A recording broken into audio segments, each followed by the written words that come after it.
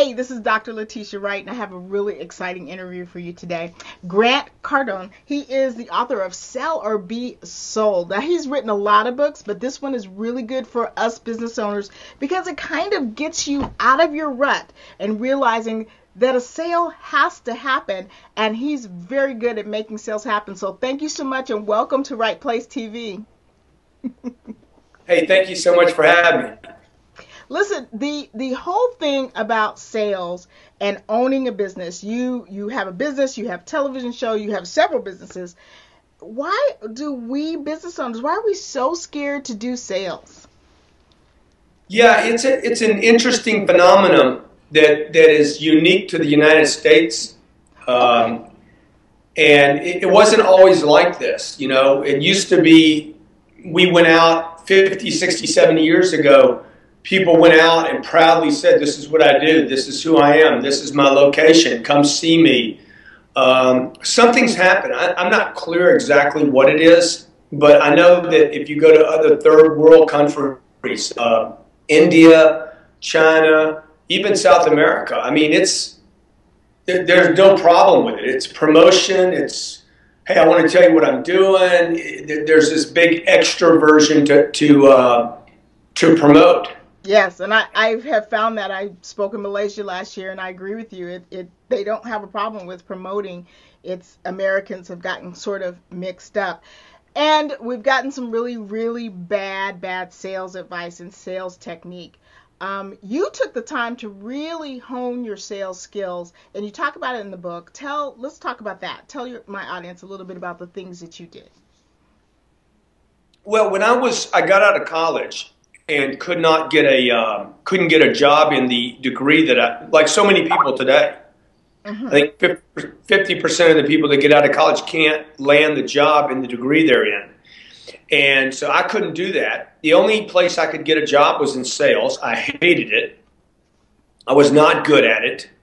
I was scared. I hated the rejection and didn't know how to actually do the thing called selling. So I was 25 years old. Still had the employment problems that I had where I was. And I decided, hey, I got to get good at this thing. If I'm not going to get good at it, I don't have a chance. And really realized if I went into another business, I was just dragging the same problems the challenges that I hadn't handled in the sales job. So I started recording. We didn't have video then, but started recording on tape recorders, interviews, writing down notes, and literally became a student of selling. And I didn't know where to go to get the books or anything, so I literally started recording all my engagements, tracking all the conversations, and became very consciously aware of what people were saying and what they wanted to be told. Okay. And I love what you say about price, that it's not really price. We're not Walmart, so there's no point in really competing on price. I don't want to be the Walmart of what I do. I want to be the Neiman Marcus of what I do. So let's talk about the fallacy that if we lower our prices, that's all we need to do to make a sale. Yeah, this price concept is one that many people appear to be confused by. And anytime your pipeline's not full with opportunities, mm-hmm. like Apple, you know, if your store's not full, then all of a sudden you're like, oh man, maybe price is the problem here. You know, we need to lower our price. This has happened a lot since the economic contraction 4 years ago, where people start thinking, oh, I got to drop my price to sell my products. But it's actually, if you do the calculation, particularly during times of contraction or recession, if you're going to sell fewer products, then you actually have to get your price up, not down. You know, if you want to cut through the marketplace, you'd actually want to have a higher price, not a lower price. And you know, you made a comment, you obviously understand the information in the book because there's only one lowest cost provider in any market, in any niche, and you don't want to be that guy. It's very dangerous. It's an extremely complicated tightrope to walk. Walmart, you brought up, actually is not the lowest cost provider. Okay. they control their markets because of the relationship they have with their vendor. So if I sell a book to Walmart, the agreement is first they're going to pound me on the price. Right. But most importantly, they're going to pound me on returns. If they don't sell it, they send it back to me, and I have to buy it all back.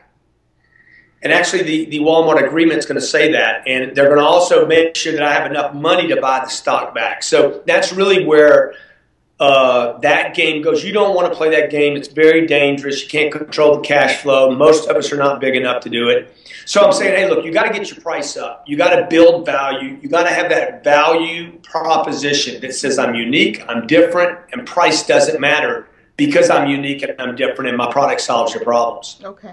And then when we're changing our prices and we have people that are expecting that lower price because, oh, I remember I talked to you a couple of months ago and it was only X. People are like, okay, what do I say then? What do I do? Yeah, and look, we all run sales. Me having a promotion with a lower price does not invalidate this concept I have about price. I'll do a promotion for a short window just to fill up that funnel. And then at 2 o'clock closes, hey man, well, you had this thing last week. Yeah, I sure did. But you see, what you have to understand is he wasn't a buyer last week. Okay. So your price last week and your product combination last week, this piece of licorice, okay? I wasn't a buyer for that licorice last week. It was on sale, but I didn't pick it up. This week, all of a sudden my mind said, I got to have some red licorice. And I could have bought it cheaper last week. But the seller, you need to understand now, the want is high enough that price doesn't matter anymore. So regardless, everybody's going to have sales. Happens all the time. Last week was last week, and you have to separate. You got to move on to like right now. They want something. See, people buy for two reasons I talk about in the book. Okay. And price isn't one of them. They buy, even if the price is right, even if price was the incentive, it's not why they buy. They buy either because they love something or they're trying to solve a problem. So whether you're a dentist, chiropractor, you do radio, you're trying to get a TV show to cut a deal, and you're talking to CNBC or CNN, and they're like, oh, we got a budget. Look, if their problem is big enough, their budget's going out the window. Exactly. They're okay. The more problems CNN has, the more they're going to be willing to pay you for your TV show. Okay. Now, let's talk about your show a little bit. You're helping people actually turn around their business. What have you found has been the most common problem that you're solving for almost everyone? You're brilliant. Man, you asked some killer questions because that is the most important thing people need to know. What is the problem? The number one problem I've found going into businesses that I've been going into for 25 years is they don't know what the problem is. Okay. They actually, let me put it like this. They actually have the wrong problem. They actually believe they know what the problem is, and that's incorrect, which is even more dangerous than not knowing. You know what I'm saying? It's like having somebody you think is a friend and they're really an enemy. That's more dangerous than knowing that guy's an enemy. Exactly, because they're spending time and money on the thing, fixing the thing that won't change their outcome. Yeah. So you'll hear, I'll go into a company, hey, what's the problem? Oh, man, competition. They got a guy down the street, and he's underpricing our products, and he's just destroying the market. I mean, it's just terrible. Well, that's not the problem. I know it looks like a convenient problem, but that's probably not the problem. I mean, how was that competitor even allowed into the marketplace? Right? Oh, yeah, that's the problem. Because you didn't dominate your sector and squeeze everything out of it so that nobody would want to come to it. It's like, in the 1800s, somebody starts stealing gold out of my mine. Well, the problem is not that they're stealing gold out of the mine. The problem is that I ever let them on my mind. So see, people need to go to the original problem. Okay. And it's like the Green Bay game Monday night that everybody's up in arms about. Yes. Loved that game and hated it all in the same time. Look, Green Bay didn't lose the game over one bad call. They lost the game because they didn't have enough points on the board. Yeah. Because if the score was 21-7 rather than 12-7, one bad call, they wouldn't have lost it. So you have to identify the right problem. And typically, the number one problem in business or for entrepreneurs is income. I don't have enough income coming in. Yes. See, Apple Computer, that I brought up earlier, tons of revenue coming in. Yes. That's not the problem. So what do? They're like, oh, we're gonna eat competitors. We're gonna literally consume the competitor. Steve Jobs is like, okay, how do we become not competitive, where nobody can actually compete with us? And Steve Jobs is like, we'll consume our own product cycle. We'll eat the iPhone 4 while somebody else is trying to duplicate it. We'll eat it, consume it with an iPhone 5. You see, so he's thinking in terms of domination, owning a market rather than competing in it, which is one of people's major problems. Like a lot of false information we have about competition's good. No, it's not. Competition's not good. It's good for the consumer. It's not good if you're the business owner. Okay, because a lot of people think if there's no competition, maybe I shouldn't get into that niche because maybe there's no demand. I see that you look at demand as in a different way. But that could be true what you're saying. Okay. That could be true what you're saying. Hey, to get in there, why get in there? Because I wouldn't want to go maybe, well, what's an example of some bad business? Like selling horses for transportation. Probably a bad business, nobody's in it. That's a good indicator, right? But just because nobody's there doesn't mean you wouldn't be the person to make something happen. Okay.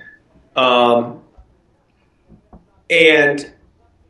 you don't want to think in terms of your TV show is going to somehow make my TV show better. I don't want to wait for somebody to make me faster, stronger, or better. Exactly. This is a problem with the middle class today.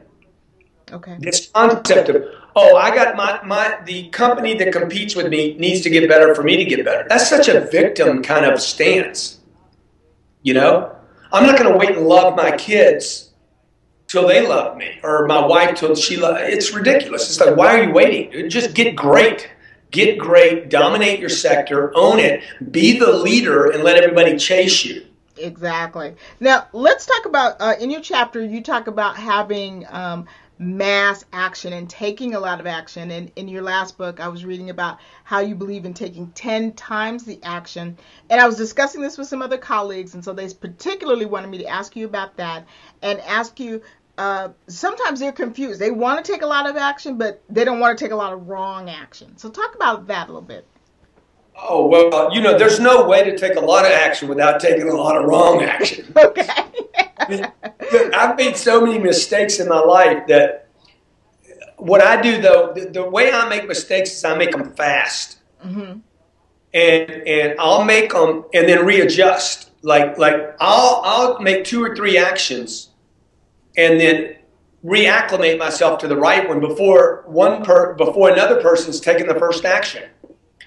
So I am by no way, shape, or form a perfectionist, and I would tell everyone, avoid perfectionists. Avoid them, avoid hiring them, avoid the concept. You don't want to be perfect. You want to go to market. You don't need a brochure. You need to get to the marketplace. You don't need the perfect pitch. You need to say something to somebody. You don't actually even know what to say to the girl or the guy. Just go say something. The ugly guy, if you've ever seen an ugly guy with a beautiful woman, right? I'm in Hollywood. We see that all the time. You see this beautiful guy with this woman. You're like, how did she do that, right? Somebody paid attention to somebody. So you got to take so much action. People are underestimating. We are being educated not to take action in our schools. 2 words that we've been told that actually suggest we shouldn't do anything. Be careful. Be careful. We're told that our whole life. Be careful. No, you want to be dangerous. Because that's the people that are being dangerous are actually, taking shots. They're winning, okay? So like a nanny was here and told my daughter, she's 3 years old. She's like, be careful, Sabrina. And my daughter started laughing at her. And then she brought the nanny to me and says, Papa, she's silly. She said to me, I'm like, yeah, baby, don't believe her. She's misinformed. You need to take action. You got to literally, people need to think, whatever you think you need to do, you need to multiply times 10. Okay. Whatever your goals are, like we have a workshop where people write their goals down. When they're done, I'm like, now I want you to multiply your financial goals times 10. The house you wanted times 10. Your body times 10. Everything that you wrote down, multiply times 10, because that's going to bring up the right level of action you need, even to get that first thing you wanted. I see. Okay. Very good. Because a lot of people are confused about that. And they're like, massive action, what does that mean? I don't want to waste time. But I think that's what you're right. I think that people are afraid to really get out there and change it. Yeah. Well, can I give you one more example? I just wanted, because this is a very, very important thing. You're going to hear two other things when I bring this massive action thing up. What about balance? What about my life? And, I got kids and family and life is too precious. And when am I going to enjoy my life? Look, you're not going to enjoy your life until you get to 10X. Okay. People are operating off of flows that are so small, so tight, so narrow, so small that they can't enjoy life. The middle class is based on just enough equity in the house, just enough money in the bank, just enough investments, just enough time off. Dude, it don't work. It is failing. All Americans are failing. We see a middle class as the edges are falling into poverty. It's not a political problem. It is a basic problem with the formula that me and you are using today to create a life where there's some abundance and prosperity. So like you got to change your thinking completely where, hey, I don't want old friends. I want new friends. I want to meet new people that think different. Bringing a different energy. And a lot of women are concerned about balance. And my personal thing is there's no balance. There's synergy, but there's no balance. I tell them, if your kid is sick and you spend all day with your kid, you're not going to go to your business the next day and say, I just spent 24 hours staying up with my kid. Now I'm going to spend 24 hours with my business. People don't do that, so it's all about making it work. making it all work too. Don't compromise with this old, I love that. I love that way you said that. I'm going to use that. Okay. That's awesome.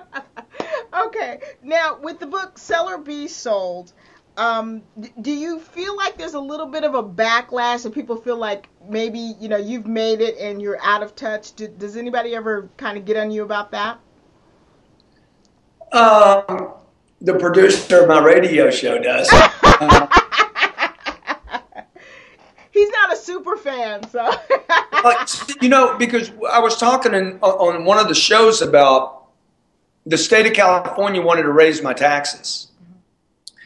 So I wrote Jerry Brown a letter, and then I wrote a letter on Huffington Post, and then when he didn't respond and I saw that they were going to do it, I put my house on the market, sold it, picked my kids up, my wife, and moved to Miami, where I'm at today. Okay. And he's like, Grant, you have to tell people that story. And so I did. I told the story. I said, look, you got to be nimble. You've got to move. You're not a tree. You're not a sidewalk. You got to make your moves right now. You can't be like your parents and live in the same neighborhood for 55 years. You got to move. Pick your shit up and go, right? And he said, hey, man, you can't talk to people like that. He says, you act like you're a superhero or something. I'm like, no, I wasn't acting like, I was just telling the story of what I did. And he's like, yeah, but you don't understand. Do you know how hard that would be for most people to move them the kids out of their schools, to pick up and leave their friends? And what he was telling me was, look, you didn't say it with enough understanding of how difficult it is. And it was difficult. I left my friends. I left the best weather maybe on the planet. I left the place I'd lived at for 20 years. I left this unbelievable, great home. But I wasn't thinking about what I was leaving. I was thinking about what I was leaving behind, the taxes, and where I was going. It was like a huge pay raise for me and my family and my businesses, and I can pay people more money, and it was an adventure. So I just didn't have my attention on where I was coming from, but I had my attention on where I was going, the windshield, where I'm looking at right now. So, and hey, look, this is what I got. Awesome. Yeah, that's exciting. That's exciting. All right, we're just got a few more minutes, and again, my entrepreneurs, love to speak to successful entrepreneurs. Give us, what people need to know going into 2013, what they need to do. Well, people you got to become the salesperson.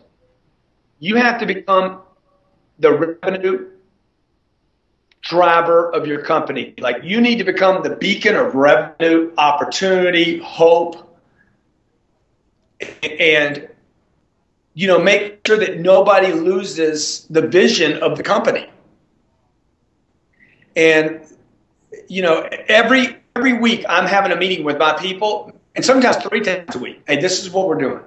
This is where we're going. This is why it's important. Really reselling the purpose. Because most businesses are not just about money. There's something underneath that makes you want to do this, regardless of what you're doing. There's something more than just money. So I'm always looking for the purpose, what really drives people, what drives the company, what makes us great, what makes us better than other people. Very good. Thank you so much. The book is Sell or Be Sold. It's available on Amazon. It's available everywhere. And then which website would you like people to visit? They can go to grantcardone.com. They can also follow me on Twitter at Grant Cardone. Okay, very good. We're going to do that. Thank you so much for joining me. And that was a fabulous interview. You're going to want to play this over and over again. Remember, ignoring one's conscience is neither safe nor right. I'll see you guys next time.